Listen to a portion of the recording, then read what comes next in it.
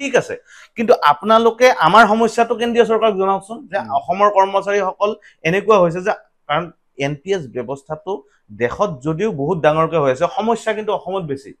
কাৰণ প্ৰভিন্সিয়েলাইজৰ যিটো পদ্ধতি নহয় দেশৰ বেলেগ ৰাজ্যত নাই অসমতে আছে থাকাৰ কাৰণে আমাৰ তাত অবসৰী ব্যক্তি বেছি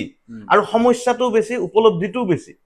অহা 25ৰ ভিতৰত মই যে কৈছো 1,20,000 ৰিটায়াৰ্ড হ'ব গোটেই ভাৰতবৰ্ষতো 1 লাখে নহয় 1 লাখটো গোটেই ভাৰতবৰ্ষৰ বাকি ৰাজ্যখিনি লৈ কেন্দ্ৰীয় চৰকাৰ লৈ খুব বেছিতে হয় যদি আপুনি 2,000 মানুহে ৰিটায়াৰ্ড হ'ব বা 3,000 হে হ'ব অসমত কিন্তু 1.5 লাখ মানুহ বা 1,20,000 মানুহ ৰিটায়াৰ্ড হ'ব গতিকে অসমৰ সমস্যাটো তেওঁলোকতকৈ বহুত বেছি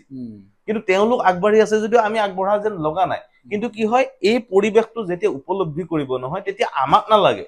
তেওঁলোকে নিজে নিজে ওলাই আহিব আৰু ওলাই আহিছে আপোনালোকে দেখিছে 3,10,000 আমাৰ এই মুহূৰ্তত অসমৰ এনপিএছ কৰ্মচাৰী আছে 5 লাখৰ ভিতৰত প্ৰায় 3,10,000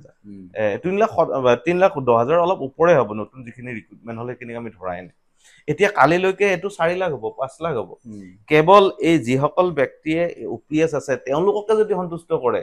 আপোনালোকে এটো ভাল কথা যে ওপিএছৰ যোগেদি আপোনালোকে সন্তুষ্টি দিছে তেওঁলোকৰ সামাজিক সুৰক্ষা খুব ভাল কথা আপোনাৰ পলিটিচিয়ান খিনিও সুৰক্ষিত হৈছে খুব ভাল কথা কিন্তু এনপিএছৰ কৰ্মচাৰীসকলৰ শিক্ষকসকলৰ কাম আপোনালোকক নালাগে নেকি তেওঁলোকতো কৰিবই লাগিব তেওঁলোক ইয়ং তেওঁলোক খুব বেছি দীঘলীয়া সময়ৰ কাৰণে তেওঁলোকৰ যদি দীঘলীয়া সময়ৰ কাৰণে বক্তৰ ৰাখা লয় নহয় তেতিয়া কৰ্ম মানে আপোনালোকে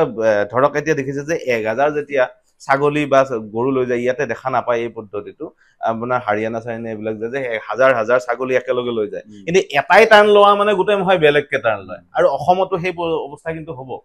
আৰু আন কিছুমান বিষয় আছে যিখিনি অতি স্পৰ্শকাতৰ যিটো আমি সংবাদ মাধ্যমত কোৱা নাই মাননীয় বিত্তমন্ত্ৰী মহোদয়ক মই কৈ আছো অতি স্পৰ্শকাতৰ বিষয় এনপিএছে কেনেকে মানুহক